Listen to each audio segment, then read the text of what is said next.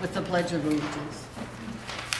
I pledge allegiance to the flag of the United States of America and to the republic for which it stands, one nation, under God, indivisible, with liberty and justice for all.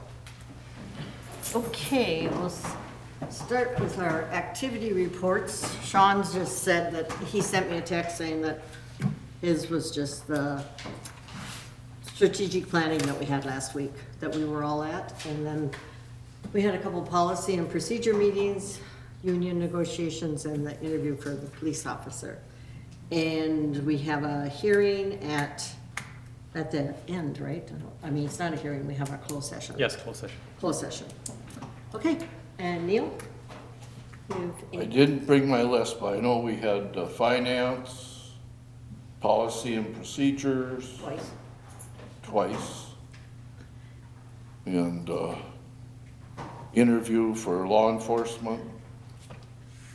And I believe that was it. Tonight, Public Works. We did have Public Works, yeah. Couple items on tonight's agenda. And Megan's not here to give her report, so we'll go to the department head reports. Bill, you are first. I handed you a handout to tell you where our numbers are at so far for the year. A little bit closer, Bill. How's that? It's kind of nice with no road construction. We actually have people going behind our door, so it has really made a huge difference. So we're up about 4%, which I'll take any day. Profits are gaining steam, driven by a couple categories just because of the new items. Margins are strong. The summary just kind of sums up where we're at.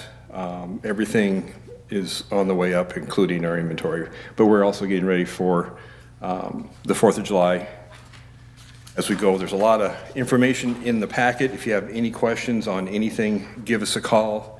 You're going to notice, the THC is probably, we start going against last year's number, but right now that's averaging about 3 to 3.5% of our sales. So that number Versus 0 last year, right? yeah, and that number's increasing as well as the liquor category because of all the canned cocktails, which is the trend. So pleased with that. And the non-alcoholic session is up about 22%. So one of the fastest growing categories. We had liquor conference back in April that Jean attended, and Jennifer, myself, and my wife, and my staff member Chris. We won an award, which is right here, for the best innovation in 2023, and that all had to do with our Facebook Live posts that have been huge. So doing things. And what do you do on these Facebook Live? I just do stupid things, and it works. The last one we did last Friday so far has 1,800 hits on it. So we built. And we did the Battle of the Wineries, where we built up the whole weeks before, about 2 of these guys going head to head. That one had about 3,200 hits. So anyway, we got nominated 3 times for the award. So we accepted that award at our banquet, no, not our banquet, luncheon on Tuesday. So also our staffing right now, we're good. So knock on wood, that's all I want to say. Everybody seems to be ready for the holiday. We're wrapping up our store reset. Just purchased a cooler. That's up and going. We got new software and new hardware coming for our cash registers, which is 12 years old, so that's coming. But that's all I have. I take off next Friday. So. Okay. Ron, you have something? Great, thank you. As part of the lead and copper rule, one of the things we are going to be required to do is a water line inventory. We have records of everything of what is out in the street and from the street going into the home. However, part of the requirement is we have to know exactly what is inside the home. So residents all will be getting a letter or a flyer, and we're going to be asking them to try to identify what they have inside their home, and if they would fill this out and get it back to us, that would be great. And if they can't, just let us know and we will have to go and assist them. We'll be setting up for Town and Country Days this week, obviously. Well sealing, this will be about the last chance. That grant will be closing at the end of July. So if anybody does have any unused or abandoned well, please let us know, and we do have funds to assist you in getting that sealed. Irrigation system is all fired up and running now, that we'll be getting going. In the parks, obviously, the splash pad's going quite heavily. Kayak station is open and it has been used. We did have a 4-H club come to our last park board meeting, and they want to install a life jacket stand. So I believe they'll be coming to the next council meeting. And the park cleanup crew is still going strong. If anybody wants to join them out there, and can jump on social media, and that is available. So, thank you. Tarek? All right, mine is kind of short. Megan and I met with the soccer club, and we talked about the Ampey Park Shelter and their willingness to support and help out, and they are going to look into doing some type of fundraisers, so we'll wait to hear back from them. Attended the library board meeting. We also had the police interview, as Neil mentioned. Met with a residential developer with Chuck and Ron, and kind of went over some potential plans and ideas with them to see how it fits. We had budget and finance. And then Park and Tree, as Ron mentioned, and then 2 other items are, I had my first tour of the theater here.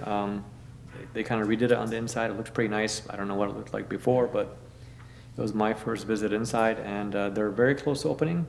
They might need some help from EDAP, but you know, they're going to let me know soon. But they are very close to opening. That was good news. And the last item, which we all attended last week, is the strategic planning session.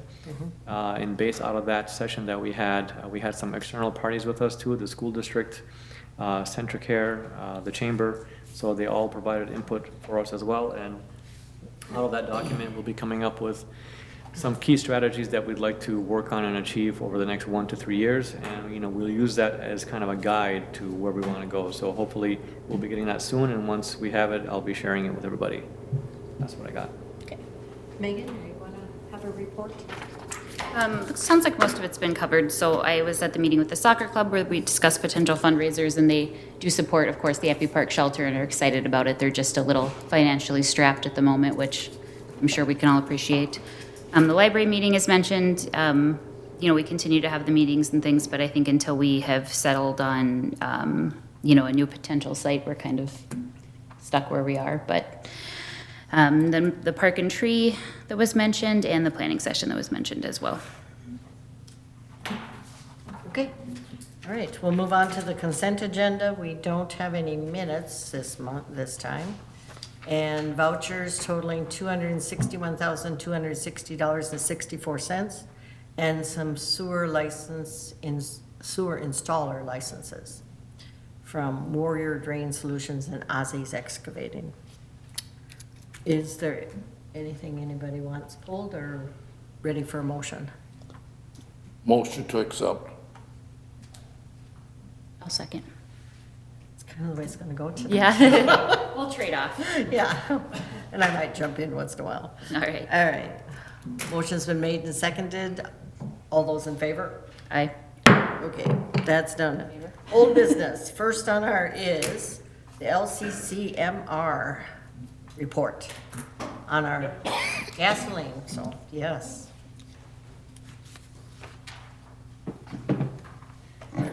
Thanks. Hi, everyone. I'll try to keep this pretty brief to about 10 to 15 minutes, but wanted to thank you all for the opportunity to provide an overview of our findings on this report to the City of Paynesville, you know, both residents and officials. So my name is Sarah Ramsden. I'm a senior environmental engineer and vice president at Bar Engineering, and I have over 20 years of experience in contaminated site investigation and cleanup. And I am the principal in charge of this project at Bar. My colleague Eric Nimlas is also here with me today.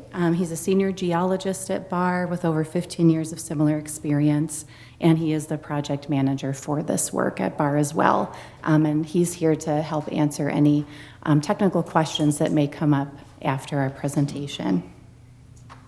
So just a quick, oh, are you okay to advance the slide? Just let me know when to go. Oh, great, thank you.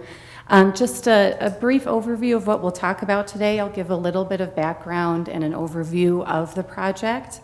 talk a little bit about petroleum contamination in general and risk-based management of petroleum contamination. We'll give a brief overview of the municipal water supply at Paynesville, which I'm sure you all are very aware of, and then talk about our project findings specific to Paynesville and recommendations as well. Next slide, please, Tarek. So just a brief overview. I'm sure the council is aware that this project was funded by a grant from the Minnesota Environment and Natural Resources Trust Fund, ENRT, or sometimes known as LCCMR. So the funding to complete this work, this third-party review, was provided by the Minnesota legislature from that grant. So Paynesville and the other 3 cities that were evaluated as part of this project did not pay for this work. So each of the 4 cities listed on the screen here, so Foley, Alexandria, Blaine, and of course Paynesville, did have one thing in common. Historical releases of leaded gasoline have impacted the groundwater or wells used for public water supply in each of these 4 cities. The MPCA, or the Minnesota Pollution Control Agency, completed the investigation and cleanup work at each of these sites in each of the 4 cities because the responsible parties or the folks that had the gasoline releases were either not identified or they were no longer in business. It's sort of what we call kind of an orphan site in the type of work that we do, where the investigation and cleanup of those sites is then taken on by the state. So a third-party technical review really means that a party other than the MPCA or the cities that were impacted were asked to review available information and provide conclusions and recommendations. And BAR was the consultant selected by the 4 cities to complete this third-party review. For those of you that aren't familiar with BAR, we are the largest engineering and environmental consulting company that's based in Minnesota, and we do have a long history of contaminated site investigation and cleanup for both public and private clients. Our review was thorough, really based on the data provided to us, and we stand by the findings of the report. So our third-party review really did focus on the risk posed by the contamination to each city's drinking water supply, and that risk did include an evaluation of whether additional cleanup actions were needed, which I'll discuss in more detail later. But before I do get into those details, I do want to assure you that the routine sampling that's conducted both by your city staff and by the Minnesota Department of Health do indicate that the water that's being provided to Paynesville's residents is safe. So just wanted to, provide that reassurance before we get into some of the details about some of the impacts to the water supply. Next slide, please, Tarek. So what did we do as part of this third-party review? We reviewed each city's current and historical water supply, so taking a look at which wells had been active in the past and which wells are currently active. We did request and review both MPCA and Minnesota Department of Health files for investigation and cleanup sites near the impacted water supply wells. We did request those files directly from the agency using a Freedom of Information Act or FOIA process as a standard practice for this type of work. So files that were provided to us were thoroughly reviewed. And we did meet with staff members from each city, especially those folks that are involved in providing drinking water to residents, so public works directors, city engineers, things like that. And we did meet with MPCA staff on each of the projects. And those meetings were intended really to confirm the accuracy of the records that we have from them for work previously completed by the agency at these sites and the agency's consultants.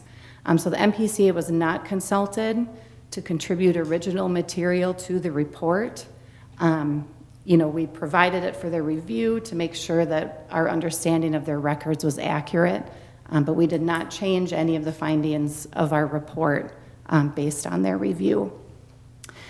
And we then submitted a summary report and submitted that report to the grant agency in late May of this year. Next slide, please, Tarek. So just a really brief background. I know you guys all have a lot of business to get through today, but on petroleum contamination and risk-based management. So the storage and handling of petroleum, unfortunately is a very common cause of groundwater contamination. So that may be from leaky underground storage tank sites at a gas station, maybe from a pipeline release or things like that. But it really is sort of a common thing that happens. Petroleum contamination can then move downward from the soil into the groundwater and then contaminate the groundwater, kind of as shown in the figure here. This particular project did focus on leaded gasoline impacts. Again, leaded gasoline has not been used for quite a number of years, but some of the additives that were added to leaded gasoline to help with, I think, lead oxide buildup in engines. And a couple of these chemicals, for example, are 1,2-DCA. It's a volatile chemical, along with EDB or ethylene dibromide. Some of those chemicals that were added to gasoline can pose a health risk in drinking water, in addition to other chemicals that are found in petroleum, benzene, toluene, ethylbenzene, and xylenes, those sorts of things. So this obviously becomes an issue if the impacted groundwater is used as a drinking water supply. And just two quick things of note that were also noted in our report. Regulatory values for one of the leaded gasoline additives, so EDB or ethylene dibromide, the values that health agencies think are safe in drinking water are lower than some of the commonly used lab methods to detect it. So that is an issue that we pointed out in our report that I'll circle back to in the end. And then the MPCA does have a program, it's called the Gasoline Additive Program, or GAP, looking at this issue specifically for EDB.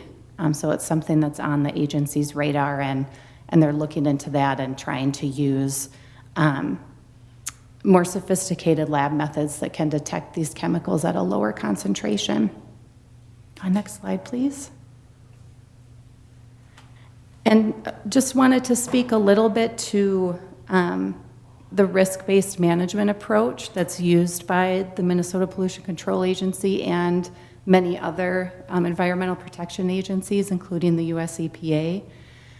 So contamination cleanup really is based on risk posed to, first and foremost, human health and the environment. So you both have to identify the presence of contaminants, and then for that human health risk, there has to be what we call an exposure pathway. So for example, people would, drink contaminated groundwater. That's where we have an issue, that's where there's a risk. If the groundwater is contaminated and no one's drinking it, yes, it's still a problem, but that exposure pathway, isn't there for that risk to human health. So corrective actions to sort of clean up the contamination can either focus on controlling the source of contamination, so where the former tanks maybe were, or where the pipeline release was, and oftentimes they're used in conjunction with each other, corrective actions can prevent exposure to human receptors, so to cut off that exposure pathway. So some examples of source removal include excavation of contaminated soil, a groundwater pump and treat system to treat the contamination at its source, or treating groundwater in situ or in the ground using a variety of things, chemical addition or air sparging and things like that. Exposure prevention examples may include shutting down, in the groundwater example for drinking water, shutting down impacted wells or adding treatment to remove the contaminants. And I did highlight in orange several of the corrective actions that have been implemented here in Painesville, both at the suspected source, or one of the suspected sources of contamination, which I'll get into in a little bit more detail in a little bit, as well as those exposure prevention actions in terms of shutting down impacted wells and adding treatments such as the air stripper, which we'll get into in a little bit. Next slide, please. Okay, so let's dive into some of the results specific to Painesville. So wells 3 and 4, they're shown in the yellow, if you can kind of see them on the screen there. They were installed in the 1970s and 1980s, and petroleum contamination was first detected in these wells in 1985, and then not again until the late 1990s. Those 2 wells were taken out of service due to contamination, kind of following that identification. So 4 active supply wells, wells 5, 6, 7, and 8, were installed starting in the 1990s. And as you can see, well 8, and I'm sure you're aware, well 8 is located southwest of most of the other wells in the city. And currently that well pumps twice as much water as the other wells. So well water is pumped to the water treatment plant, and an air stripper was installed in 2016 as a contingency using money from an NPCA grant to address petroleum contamination. We understand the air stripper was shut off a few years ago, but is kept in standby mode so that it can be brought online if needed. And I should note as well that no petroleum contaminants have been detected in well 8. That's the well that's kind of southwest of the majority of the well field. And there's been some intermittent detections of some petroleum contaminants at low levels, but well below criteria established by the Department of Health for safe drinking water in wells 5, 6, and 7. All right, next slide, please. So in our review, we did identify, as I'm sure many of you are aware, that there are several known petroleum release sites or leak sites located near the village well field. So located near wells 3, 4, basically wells 3 through 7. The former Midtown service station was identified as a likely source by MPCA, and extensive groundwater monitoring has been conducted at that site over the years. Several other sites have been identified as potential additional sources as well since that time. Next slide, please. So we'll zoom in a little bit here on the Midtown service station site. There are 2 Sentinel wells. So these are wells DW14 and DW20. They're shown in blue here. Thanks, Tarek. They're installed between the former Midtown service station site and wells 5 and 6. So we call these types of wells Sentinel wells because they can act as early warning points if contamination does appear. So if we do see contamination moving in the groundwater from the former Midtown service station site toward the municipal wells, it gives us an early warning that the contamination may be on the move. It is possible that another site is the source of 1,2-DCA contamination, one of the leaded gasoline additives. I think that's something that the MPCA has hypothesized, and in our review of the records, we think that might be a possibility as well, though it might also be that that particular contaminant may be still coming from the former Midtown service station site. So there's a little bit of a question mark there, which again is not unusual in these types of situations where there may be releases from multiple sites located near each other at multiple times. Next slide, please. So corrective actions. I'll just walk briefly through the work that's been done at the municipal water supply that I've touched briefly on, and then talk about corrective actions that the MPCA undertook at the former Midtown Service Station site. So as I mentioned earlier, wells 3 and 4 were decommissioned for municipal water supply purposes after contamination was detected. Well 4 was temporarily pumped in an effort to control the plume migration, but pumping of that well did cease after a while as well. New supply wells were installed, as I talked about, so wells 5 through 8, and particularly well 8, kind of outside of this area, definitely contributes a lot of the supply to the city, and we have not detected petroleum contamination in that well to date. And then, of course, designing and installing the air stripper that's used if needed and is kept on standby mode. That's another kind of added layer of protection. In our review of the records, we did take a look at work that MPCA did at the former Midtown Service Station site. So when the leaking tanks were removed, approximately 1,500 cubic yards of contaminated soil were also removed kind of around and beneath that tank when the tank was removed. LNAPL, it's kind of an industry term, but it's the free product that can kind of be on top of the water in the water table. It's so saturated that it hasn't dissolved sort of into the groundwater.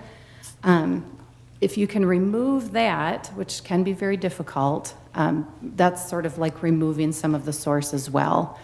So MPCA did undertake some free product or LNAPL removal that I believe continues to this day, at least when they monitor wells and encounter it, they will hand bail that out. And then importantly, a series of feasibility studies were done to evaluate additional efforts in remediating the former Midtown site itself. In reviewing the records, MPCA looked at other technologies over a period of about 20 years, did some pilot testing and things like that to see if there was anything else that could be done to remove the source material. They concluded as part of that work that additional source area cleanups were likely to be not effective or infeasible. We really did take a look at those reports with fresh eyes, with those feasibility studies during our review, and we did agree with that finding, that additional efforts were likely to be not effective or infeasible. So just wrapping up with recommendations, thanks Tarek, specifically for Paynesville, we do recommend that groundwater samples from each of the active wells, not just from the distribution point, but from each of the wells, that those be monitored for EDB, that particular additive that I talked about, that we would recommend that be analyzed using more sophisticated low-level detection methods to see if we can detect it. And that was a recommendation that we made to the other 3 cities as well. So Paynesville's not alone in that recommendation. As I mentioned, ongoing sampling of the active supply wells. Right now, they're currently sampled periodically by the MPCA or MDH. We would recommend that actually be documented and something that the agencies do. On a periodic basis, whether that's annually might be sufficient, but that is something that we would recommend. We also do recommend expanding the Sentinel well network. As I mentioned, we do have 2 Sentinel wells in place right now that were installed by the agency in between the Midtown Service Station site and the municipal well field. We would recommend, on the chance that there are other sources of the contamination out there, that Sentinel well network be expanded in a few different directions, just to, again, provide that early warning if needed. And then clearly documenting the Sentinel well sampling plan and reporting and response actions. Right now, the Sentinel wells are sampled by MPCA, and, I think that there is some communication with the city, but we would absolutely recommend that communication increase between MPCA, Department of Health, and the city, just so everyone's on the same page. If contamination is detected in the Sentinel well network, for example, what would then trigger additional actions like turning the air stripper back on or something like that. So that's all I had today. Hopefully I kept to my time okay. Happy to answer any questions. Eric and I are. And I understand that I think Mr. Tuso is going to speak after me. Happy to wait for questions later, too. I don't think we have any at this time. Okay, sounds good. Thanks very much. Thank Yeah. you. Your turn, Mark.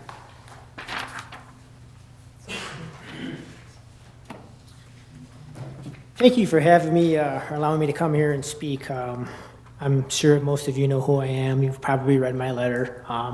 Let me just start out real briefly. I won't be long.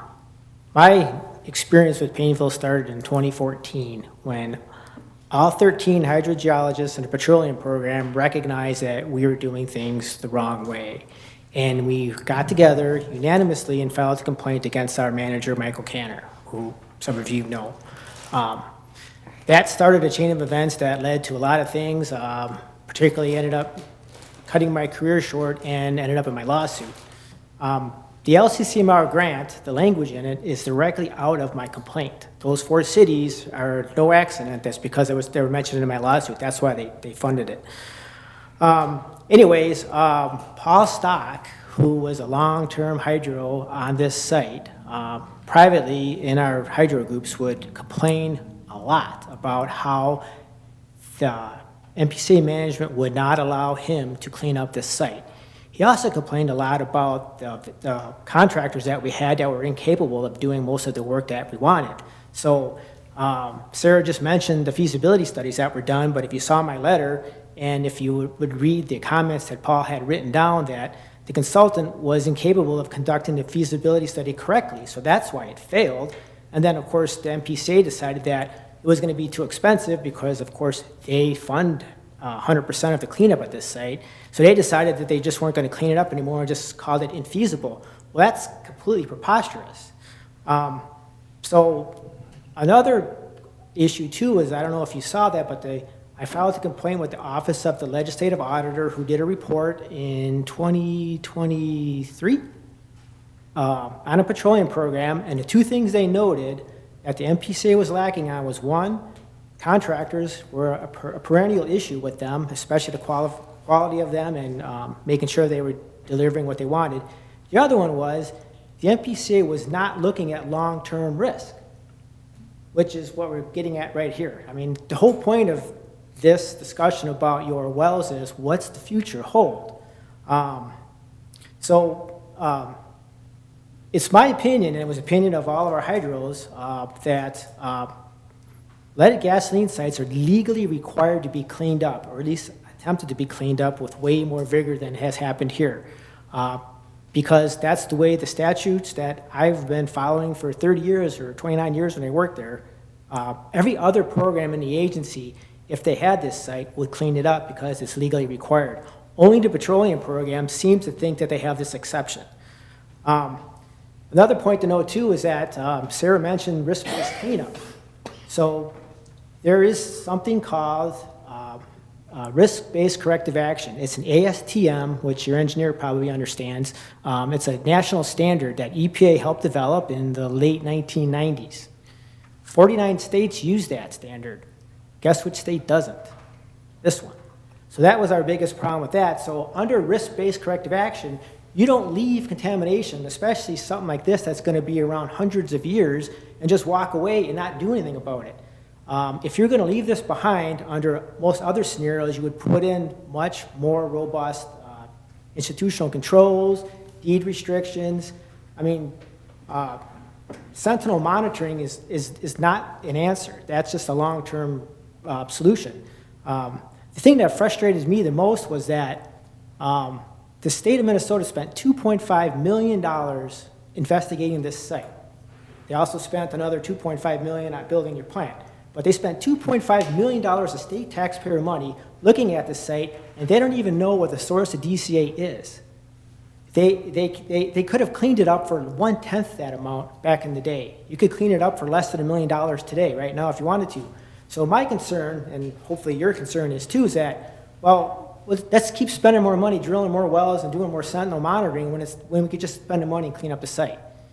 You know, I've cleaned up some of the worst contaminated sites in Minnesota, worst petroleum sites, ironically with BAR. BAR has cleaned up some really terrible sites, much worse than sites that are here. They have the capability of doing that. However, according to the MPCA bidding process, they're generally not allowed to bid on sites because, you know, they always take like the lowest bottom dollar. Another thing too is that, you know, in 2010, Wisconsin did the exact same thing, well, sort of the same thing as this. They went back and looked at old sites. Their conclusion was that, one, most times they went back to sites and drilled, they found out the contamination was higher than it was when they originally closed the site. The other one was, there were a bunch of other factors, like groundwater flow direction was wrong, but they basically concluded that if you want to eliminate a long-term risk of the site, just clean it up. That's the simple solution. Sarah also mentioned the GAP, gasoline additive project. That was a project that I forced the MPCA to do, even though they don't say that.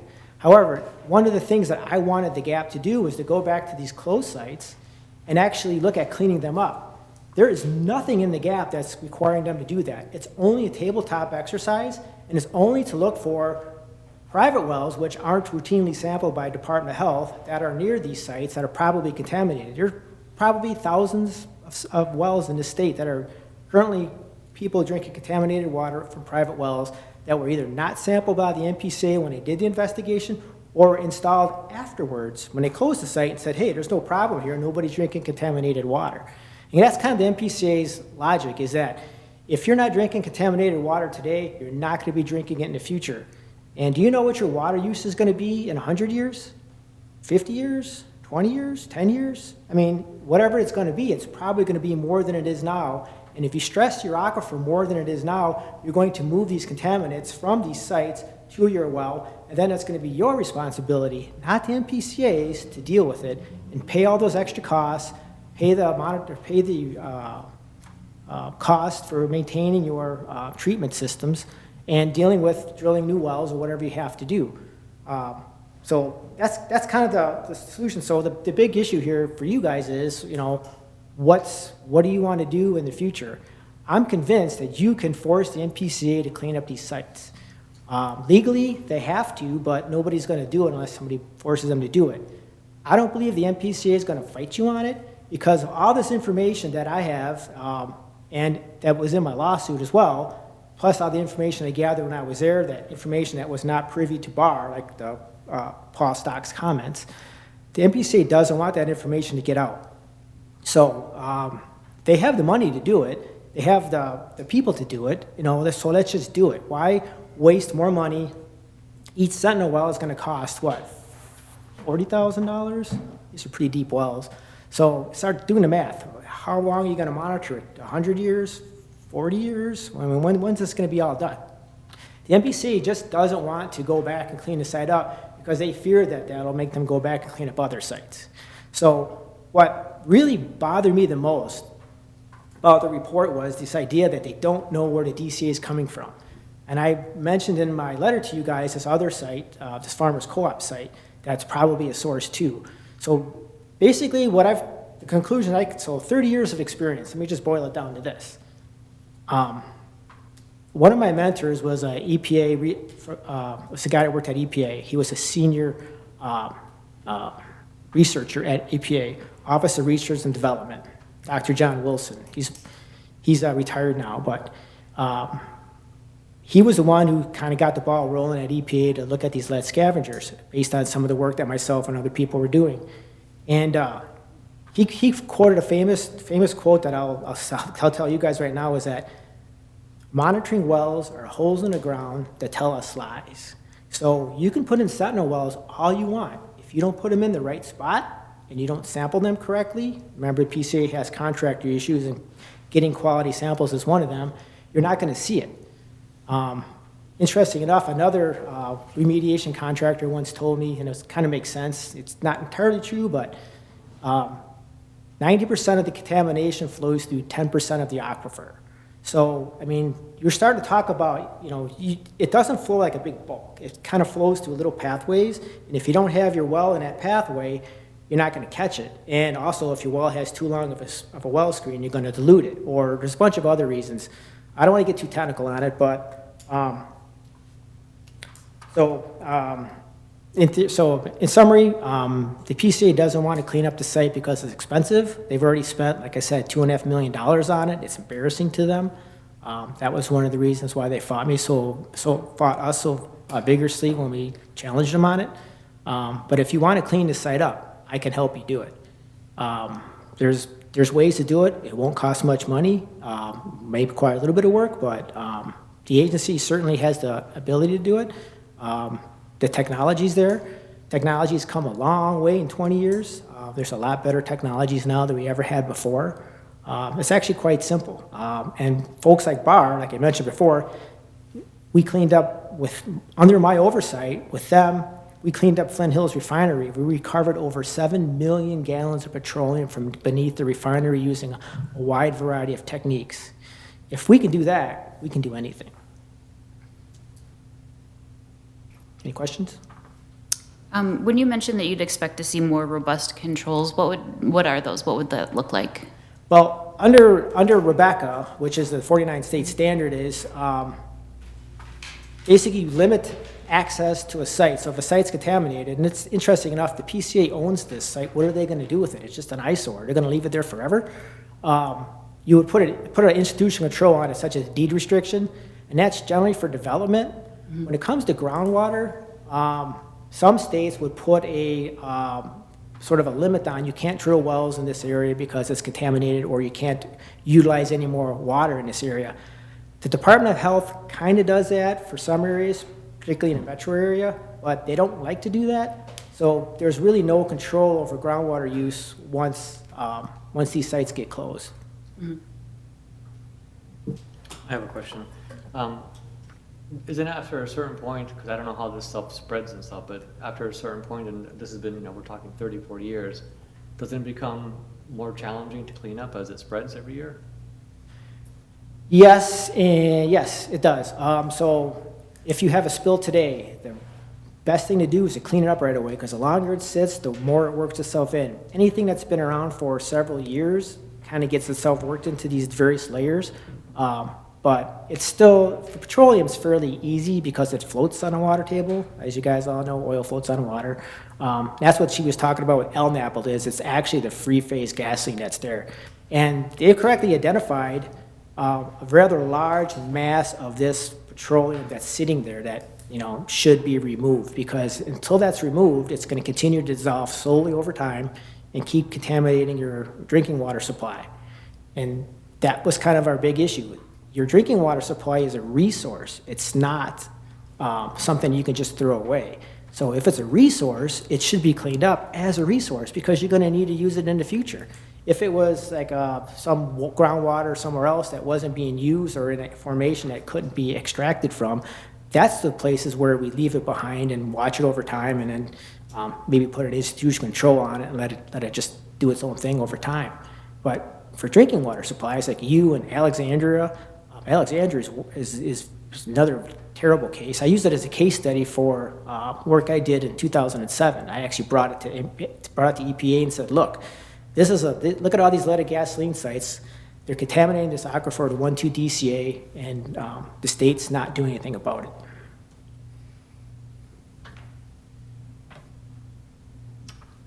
There's no, any more questions? Comments? Okay, I'd like to thank you guys for coming. Right. Now we have to decide what we're going to do. Yeah. Yeah, now on to business. decide what we're gonna do with just the three of us? No, not tonight. All right. I feel that might be a full council decision. Yeah, that takes 5 of us. Thanks, Mark, Sarah. Thank you. Okay. Next on our agenda is to set a special joint council and ad hoc library committee. And that's on our update, the new dates. So, how's everybody's calendar?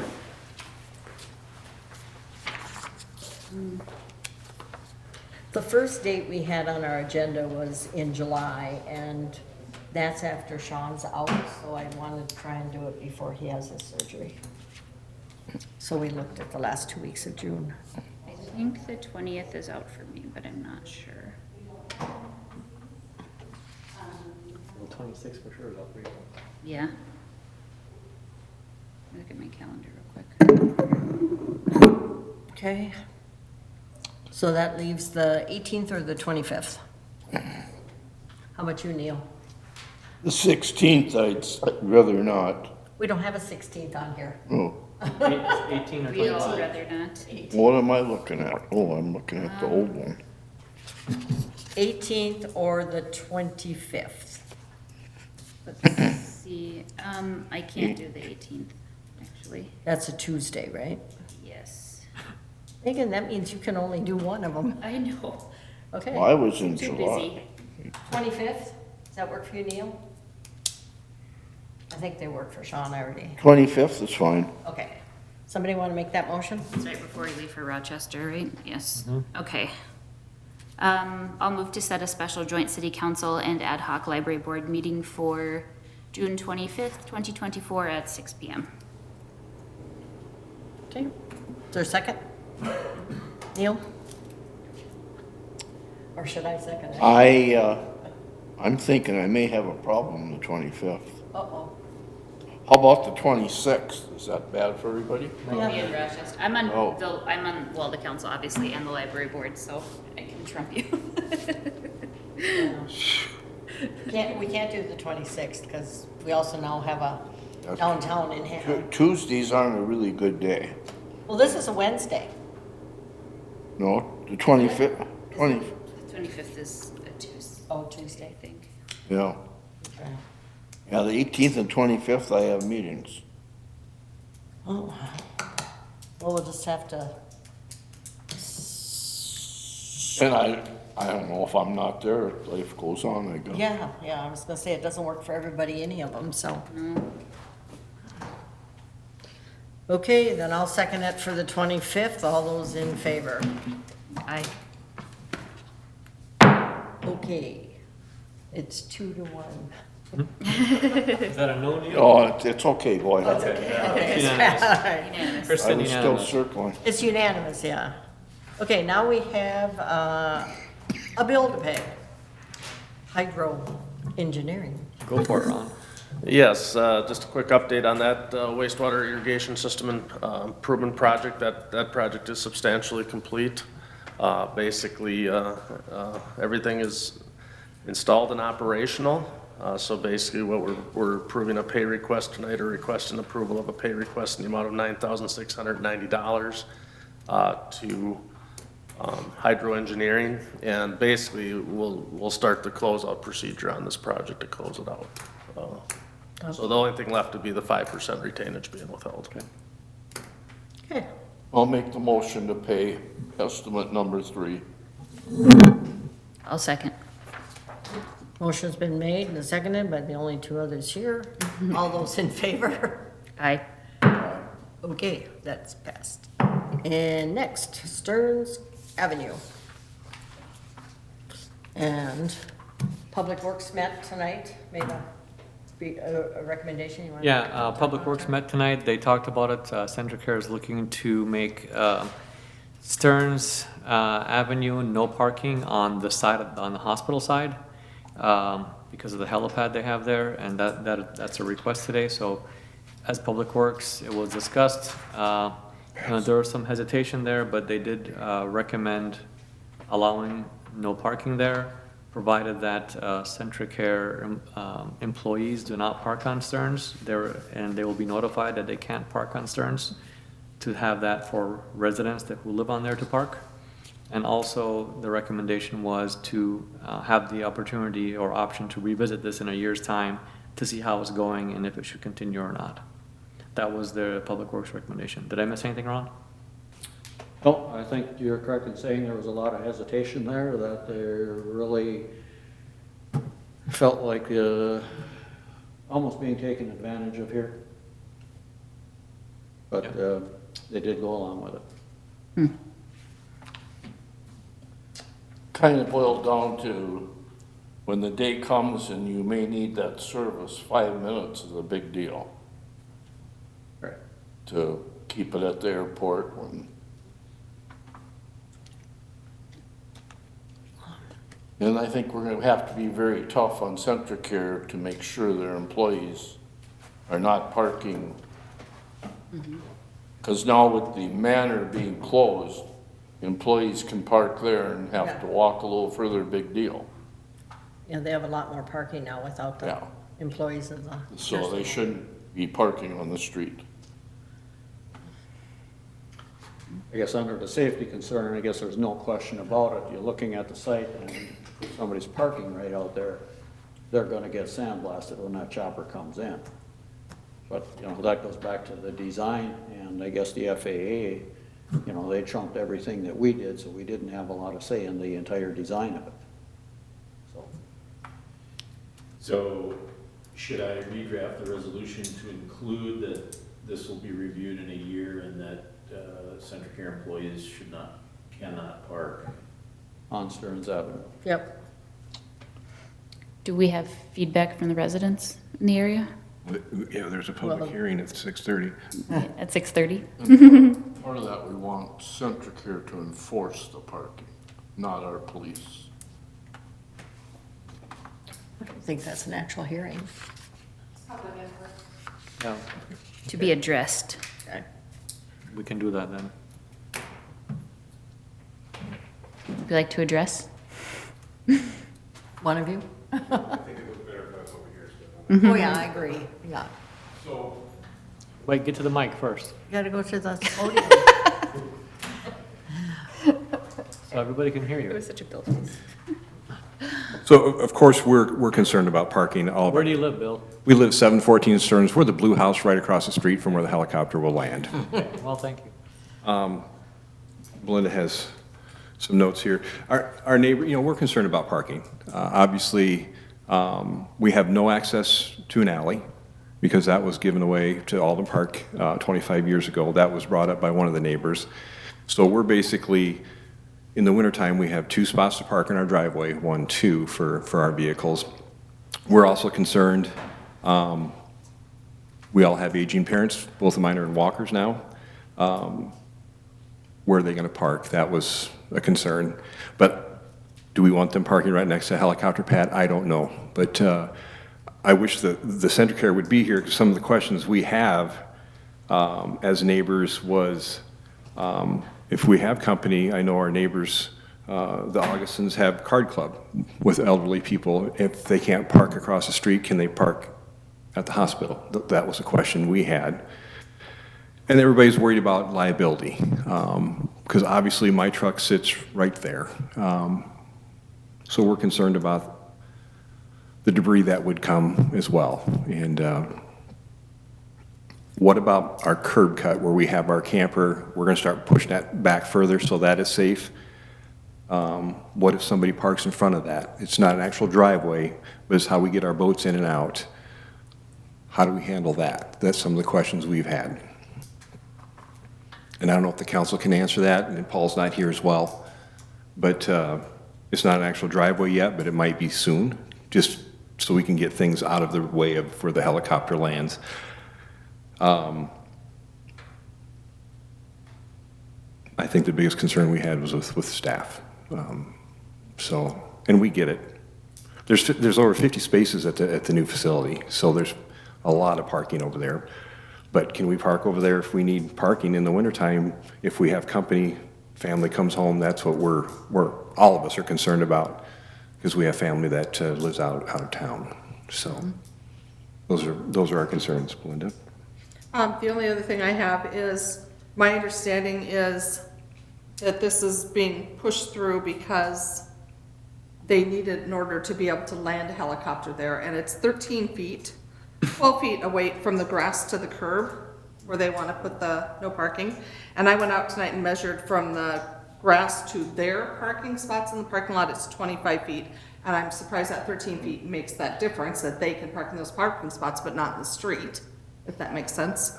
The only other thing, you had said that they want to block off all of Stearns Avenue. I thought it was just from driveway to driveway. Oh, yeah, sorry.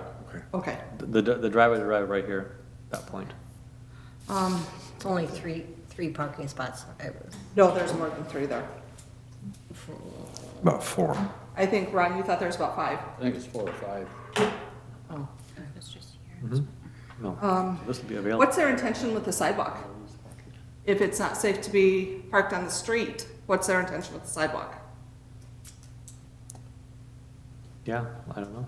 Because none of the neighbors want the sidewalk put on the other side. of the Because road. then we'd be down to 1 parking spot. We'd have 1 parking spot, and all but 1 have single car garages. Yeah. I'm sure we wouldn't be putting a sidewalk on your side then. Okay. I'm sure that would not be something Public Works would do. Okay, that's good to know. I mean, that would come up if the street were being redone, and then you could definitely say you don't want it. Which I hope they pay a large part of that assessment with all the banging that's happened on our sewer system in the last couple of years. It would be great, you know, I think all of our neighbors would feel a lot better if they could get a written agreement from CentraCare stating that they will cover any and all damage that's caused by the helicopter landing. Because, you know, they're worried about sandblasting the cars in those spots while ours is 10 feet away. Right there, yeah. And, you know, so are our neighbors. So is your house. So's my house, that we just put a lot of money in renovating that we probably wouldn't have done had we knew this was coming. We've had to contact CentraCare and then their construction people 3 times, I believe, in the last couple of years to move out of the front of our curb cut to move our camper when we want to move it. So that is a valid That concern. was just a concern. And Ron, I guess I had a question. With all the construction that's gone on the last year, is there any way we can get the streets swept before they go open? And we'd make sure all the vehicles are off of our neighbors. That way, when that first time comes through, because there's some, you know, they did a really nice job of landscaping this last weekend, but there's some rocks out in the middle of the street. I'm Yeah, just they had all the piles in the safety. street, so whatever's left. Before a helicopter comes down and Yeah. picks it up. Throws them into our windows. Yeah, and are they gonna block that sidewalk off for kids? Our concern, when, I know they're going to, I guess they get a notice so many minutes before the helicopter lands. They have to block off both entrances to the parking lot. And nothing is gonna move in that parking lot while the helicopter's there going in or out. So I presume they do the same with the sidewalk. they'd stop, we just get a lot of people that A lot of gawkers. come down and wanna see, I mean, it's amazing how they can land that Well, there. common sense tells you not to get that Out of close. the way. But you got kids on bicycles, Yeah. which we've noticed, actually, one time one of them got backed off. And then can they adjust, our neighbor had her tree measured. I know they get the wind coming through. She was just concerned. She was concerned they wanted to cut down our tree, I think. I haven't heard anything about tree cutting down. Yeah. Well, they did cut them all down on the hospital side. Yeah. Finished those up. I don't think they could on your side without your permission. Okay. We were asked to represent everybody, because we were here. Sure. Of course. How would we describe the beginning and the end of the area where Stearns Avenue is shut down for parking? I mean, are we talking about? Where's that picture? I mean, I have a picture. Oh, no, this is a lot better. It'd probably be beginning of this to the driveway to driveway.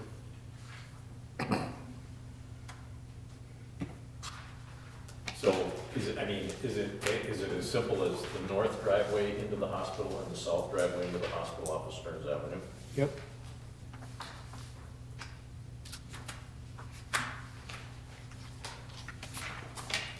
Well, I think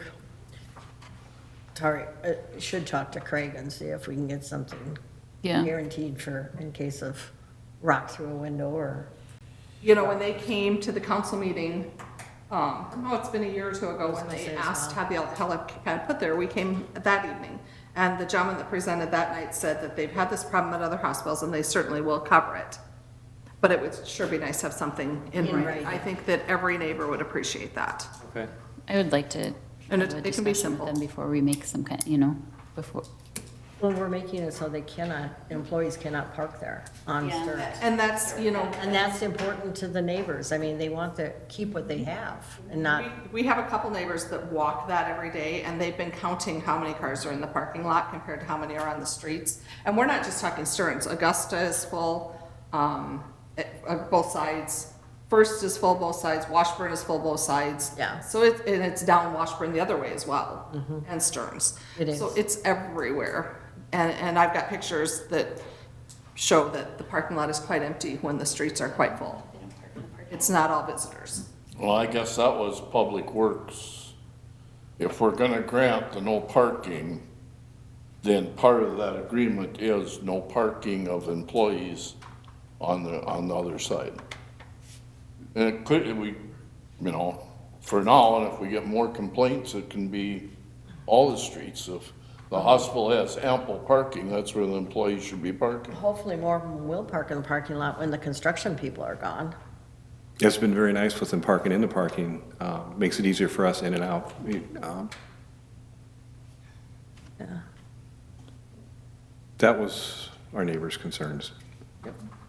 We know it's gonna be there, we're just, But none of us know who to call because we don't have any kind of agreement. You know, the first time something happens, we don't even know who we can call. other than our insurance. We'll work on that, too. So that would be great. Perfect. Thanks. I think that's not an unreasonable request. Oh. Good. Thanks. Okay. I guess Does Centricare need an answer tonight? yeah, because they have to have it by the 19th. So we don't have another meeting before then. So I would like to have that agreement before you say yes. But we can't, I guess. Oh, I think we can work one out with them. If they've had issues with Yeah. other hospitals, they're gonna I have know. something they do. I just, I like to have And we leverage. also have, in the agreement that we'll look at it again in a year, and if we don't get one, we can Yeah. get rid of it.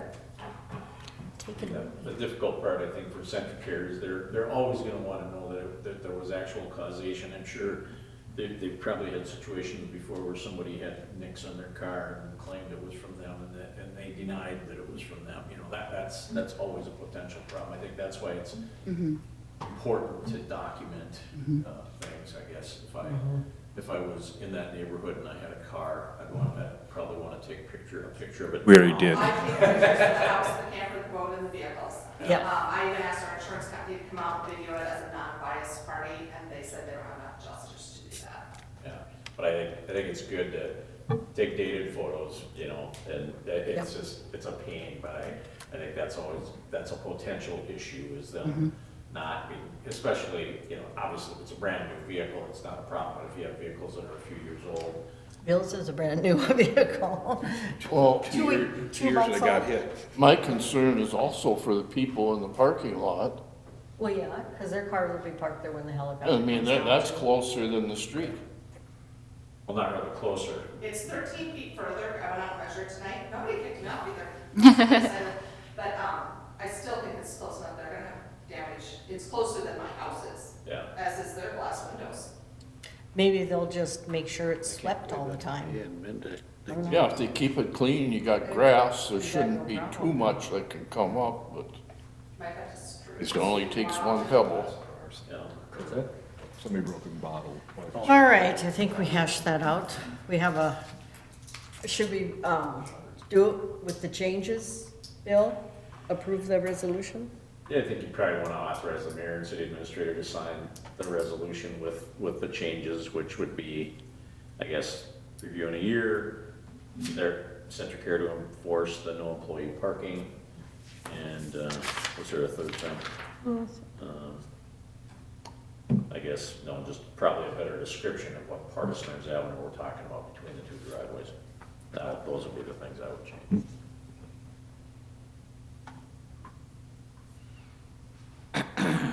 So,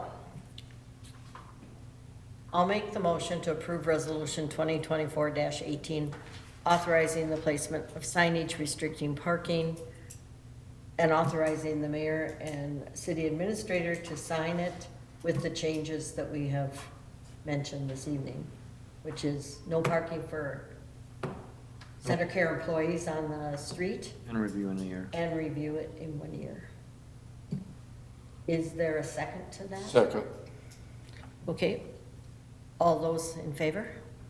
Aye. Okay, that passed. And we'll look at it in a year and see if they're being good neighbors or not. And I think you have more power than we do asking for an agreement. Yes. Oh, yes, and we will, we're gonna work on that. I'll speak with them. Yeah, I think this administrator is pretty Yeah, I can. nice to work with, yeah. Yeah, seems to. Seems to be pretty good. Because he's only been here a year and a half. And he's from Kimball. So, all right, and the last thing on our agenda, that was supposed to be a really short meeting tonight, is hiring a part-time administrative assistant. So some of you interviewed. Yep, Belinda, Jennifer, and I interviewed administrative assistants. We interviewed 4 or 5? 4. Yeah, we are recommending the hiring of one of them. Okay, is there a motion to hire? I'll make the motion to recommend. No, we're hiring, not recommending. Yeah, to hire as part-time administrative assistant, grade 2, step 2, 17.13 an hour, 32 hours per week. I'll second. Okay. Motion's been made and seconded. All those in favor? Aye. Okay, that's done. And then we just have informational. Oh, yeah, never mind. Well, I'll read the informational anyway, but then we'll go into a closed session. I forgot. That's because I didn't realize. Okay, we have the 2023 drinking water report. We just had half an hour's worth of other reports on our water. And Stearns County Environmental Office notice on emergency moratorium on cannabis businesses. And then we'll go into closed session.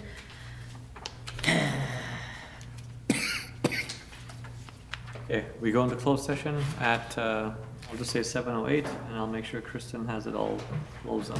Okay.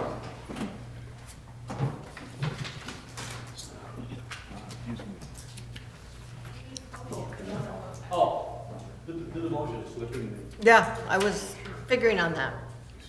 Okay, I'll make the motion.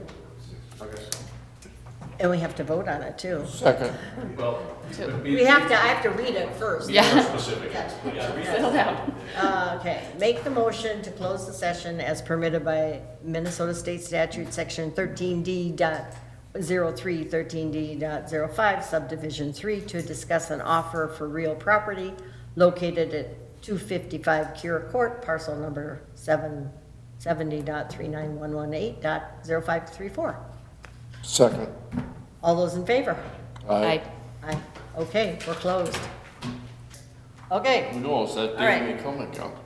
We discussed property being sold at, and I got an offer from, it doesn't have to matter who it is for, but it's at 255 Kira Court.